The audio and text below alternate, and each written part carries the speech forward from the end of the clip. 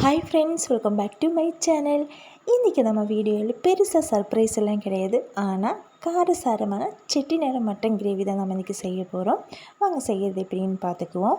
இதுக்கு ஒரு mixie jar எடுத்துக்கோங்க. அதில் 6 டேபிள் ஸ்பூன் அளவுக்கு தேங்காய் துருவல் சேர்த்திட்டு, இப்போ ஒரு 15 பல் சின்ன வெங்காயம், அது கூடவே ஒரு துண்டு இஞ்சி, ஒரு கைப்பிடி அளவுக்கு புதினா நல்லா வாஷ் பண்ணி கிள்ளி போட்டிருக்கேன், 1/4 ஸ்பூன் நல்ல சீரகம், 1 ஸ்பூன் மிளகு, இது கூடவே 1/4 ஸ்பூன் சோம்பு, இப்போது 6 பல் வெள்ளைப்பூண்டு, இதை சேர்த்து நம்ம 1/2 டம்ளர் தண்ணி ஊற்றி நல்லா ஃபைன் பேஸ்ட்டை நம்ம அரைச்சி எடுத்துகிட்டு வர போகிறோம்.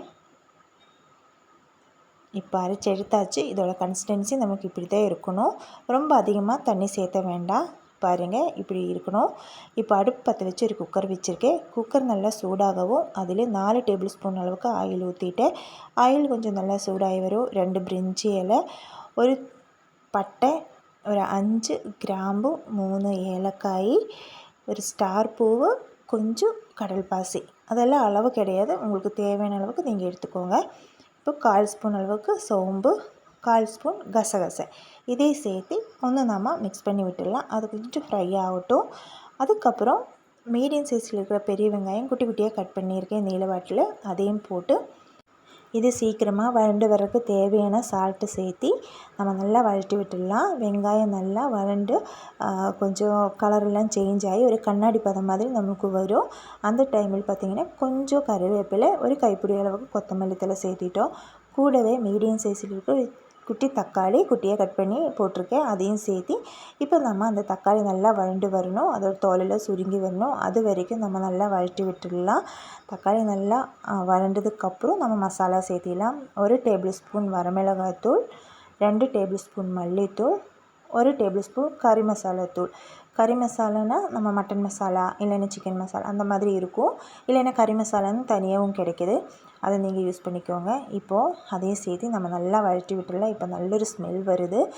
இப்போது பார்த்திங்கன்னா அதோட பச்சை வாசனையெல்லாம் மாறணும். அது வரைக்கும் நீங்கள் வெயிட் பண்ணி நல்லா வழண்டதுக்கப்புறம் நம்ம அரைச்சி வச்சுருந்த விழுது சேர்த்திடலாம்.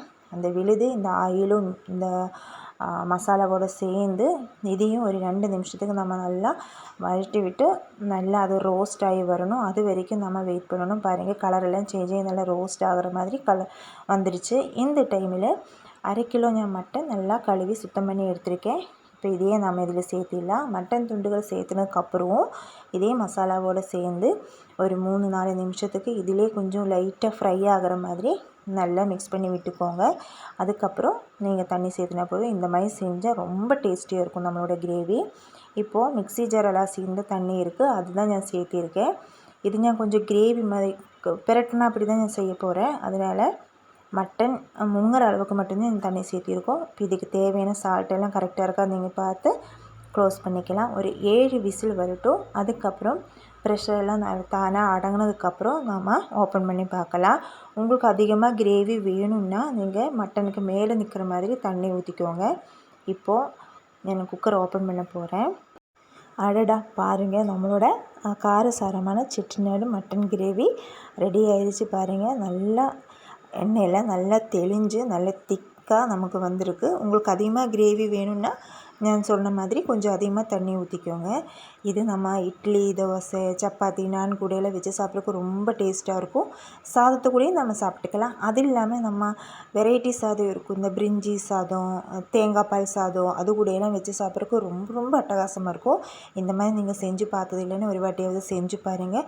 இந்த வீடியோஸ் ஃபஸ்ட் டைம் தான் நீங்கள் பார்க்குறீங்க, என்னோடய சேனல் ஃபஸ்ட் டைம் தான் விசிட் பண்ணுறீங்கன்னா கொஞ்சம் நல்ல நல்ல வீடியோஸ் எல்லாம் இருக்குது, அதெல்லாம் போய் பாருங்கள். சேனலுக்கு சப்போர்ட் பண்ணுங்கள். இந்த ரெசிபிஸ் பிடிச்சிருந்தால் மறக்காமல் லைக் பண்ணுங்கள், ஷேர் பண்ணுங்கள். டாடா, பாய்.